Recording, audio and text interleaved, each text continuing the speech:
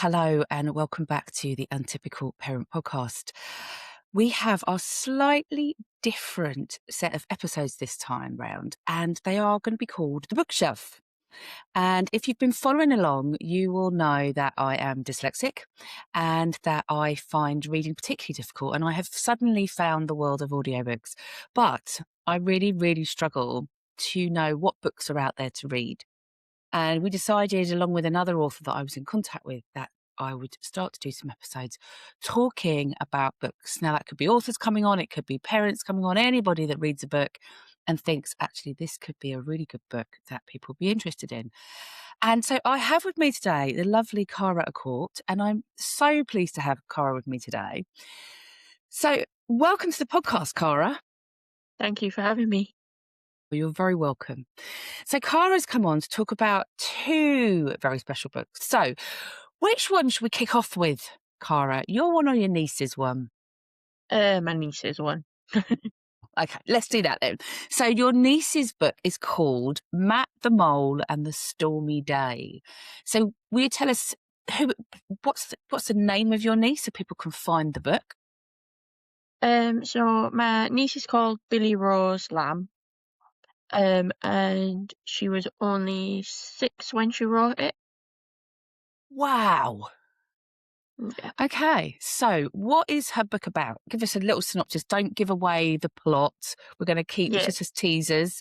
But what's the book about? So it's basically about how if you are kind and helpful, then you make friends, and that you don't basically how you don't have to be alone. Okay, nice. And did she write this for a particular reason, Cara?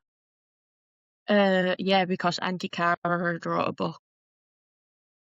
Brilliant. So you were her inspiration. Yeah.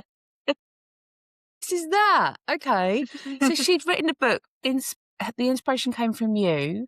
But how did she choose the topic of the book? How did she know what she wanted to write about? Just because of she's very much like, if anyone needs anything, if anyone needs help, she's Yeah. always there to support people. And she's always been like that, quite outgoing, quite strong in that type of area of being there for people. Yeah. Yeah. And I think she just, like I said, she just started writing because her mum proofread the book for me before anyone else saw it.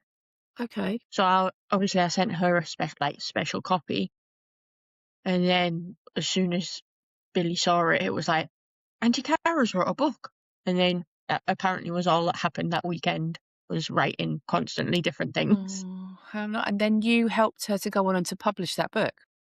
Yeah. So her mum, my sister-in-law, messaged and said, "Look, I think like Billy's really excited about this. Can you just look through it and see if there's anything that needs doing?" So I did the editing part. Her mum figured out how to publish it on Amazon. She sat through a however many hour long course. Oh, wow. And all the illustrations were done by local kids art club that she went to at the time in Oh, Branshaw. amazing. So yeah, it's very much, although the story is really important, just the general putting together of Yeah. kids realise, like, children can say, well, my artwork's in a published book, or my Yeah, words. yeah, yeah. So How important is that kids at that age, at yeah, 6, got to develop a love of reading or writing or whatever it is, and a form of expression, yeah, and have got their book out, their first published book at the age of 6? yeah, exactly. I mean, that's one of the big things I love as like writing coach and editor and things like that, is helping people who wouldn't necessarily think they could do it, and Yeah, prove to everyone that everyone does have a book in them. It's just whether they have the right support to do it. yeah, and I love that. Do you particularly work, Cara, with neurodivergent people or just anybody that wants to write a book? anyone that wants to write a book, but I seem to attract neurodivergent people as undiagnosed neurodivergent.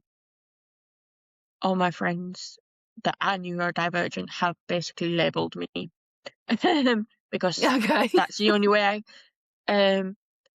that's the only way they say I must be able to keep up with them and understand their ideas and keep Yeah, for example, my wife, if she comes into a chat with me and one of my friends that's an author, she just looks like, what the heck? I don't even know where I am. Whereas I'm like, why can't you keep up with it? yeah. Okay. So um, anybody you yeah, help and support through your writing, coaching, and through your editing. But as you say, you tend to attract the yeah, neurodivergence of us out there. I know I've had a chat with Cara about books and stuff like that. So it was really great to talk it through with Cara, actually. So that was really good. But so on top of this, you helped your niece, but you have also got a book. So your book is, I'm going to read it, not even pretend to remember because being dyslexic, the words won't stay in my head and they'll all go around the wrong way. So your book is called Three People, Three Countries, One Path. Now, Cara, can you give us a little kind of synopsis about what your book is about? It sounds interesting. so it's about obviously three people, a monk and two children. It's based over in across the three countries, India, Tibet and China. And it's about how all paths become one with certain people at certain times, but that doesn't mean they can't split off or change. And it's very much about people feel like they have a set fate or a set destiny from what they're told about themselves or Yeah. led to believe. And it's about showing that you can take that back. Okay. So although it's got spiritual aspects to it, it's very much like a story of, I suppose, self-discovery, Yeah. Oh, which I didn't realise until I'd published it. And one of my friends went, you do realise, although it's based somewhere totally different, you basically spoke about yourself. I was like, hmm. well, funny enough, I was going to say to you, where do you think that kind of story came from? Do you think feel like Yeah, that's come from your lived subconsciously. Yeah, okay. So it wasn't something that you planned and thought, I've had this experience in my life and I'm going to write a book about it. It's just something that came No, out of you. yeah, Okay. And have you um, always enjoyed writing? Has that always been a real kind yeah, of outlet for you? yeah. Writing and reading's always been like my safe space, I suppose. Um, like books have just been that escape when life's been tricky or Yeah. and if I've been like I use writing therapeutically as well. So if things that I've been struggling with, like I write them down because I feel like then I'm sort Yeah. of releasing it. It's not just all stored up here. Yeah. This fascinates me because, of course, being dyslexic, writing has always been my nemesis. I hate writing, but I have a son who, a bit like you're talking about, he he's a prolific writer and will write about. He's got a particular style of writing, so he writes a lot of reviews for movies. He's a really good film critic, um, but also I think it's the way he processes stuff. Yeah, So he's definitely. autistic, and I think writing for him helps him process emotions and feelings and thoughts and experiences and things that have happened that he possibly finds more difficult in the moment. But by writing through it, it seems to take him through a path. And it just fascinates me how we all deal with things differently. Because, of course, Yeah, definitely. that's not my preferred style. That would stress the hell out of me. But it fascinates me people that do write because it's obviously an outlet for them. And I know you and I have started to talk a little bit about a book that I've had in my head. And Cara did inspire me to get writing again. So I've gone away and I've written a bit more, Cara. Um, Brilliant. and actually, considering I'm dyslexic, I've started to feel it to be quite therapeutic, actually, Yeah, to stop worrying about being dyslexic and just to start writing. yeah. And Um, strangely, that is one thing I mentioned when like, I do some writing coaching for a local charity, and Yeah, I'm like, to do with mental health. So and I always say, when you're first writing something, I don't care about your spelling, I don't care about your grammar, I don't care about anything like that, which might sound weird for an editor or a writing coach, but I just want your creativity, what's in your head, on the paper. The rest we can figure out yeah, after. yeah. And that's such a nice way because I think, unless you've been kind of typically good at writing, often experiences are if people get quite frozen when it comes to writing. I know I Yeah, had this really strong internal dialogue that I was rubbish at writing. I couldn't write stories. I couldn't write this. I couldn't write that. And there was lots of couldn'ts. So I just got stuck.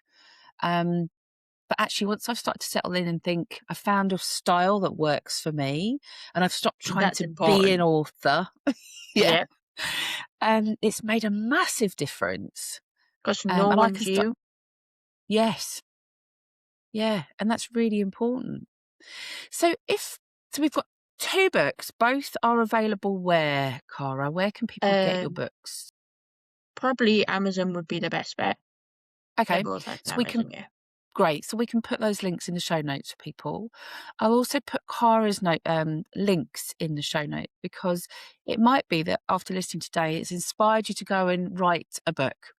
And it may be that you suddenly thought, well, if if Liz could do it, who's dyslexic, and Cara's niece, who's 6, has done it, then actually maybe there is an inroad for me. And if that's the case, Cara, obviously you do your writing coaching, but you also edit as well. Yeah, So people can find you on those links and can make contact with you if they would like to. But also there are two books out there that you haven't possibly heard of today. It might be new into your knowledge about these books, so they will be out there. They're on Amazon, and we will make sure the links are there. Cara, all that leaves me to say is thank you ever so much for joining me. I really appreciate it. Thanks for talking about the books. Thanks for Breeze. talking about writing. And Yeah. yeah, I look forward to talking to you soon. Yeah, look forward to talking to you soon. And Take care. remember, Bye. anyone can write. Love it. Thanks, Cara. Thank you. Bye. Just before you go, I just want to give you a quick reminder that if you want to follow me on Instagram, the podcast has its own Instagram page, the Untypical Parent Podcast. And if you fancy maybe being a podcast host, I also have an Instagram page for the Untypical Podcaster, supporting those of us who feel like we maybe don't quite fit the podcasting mold, but really fancy trying our hand at podcasting. Make sure to go and follow me on those, and I'll see you at the next episode.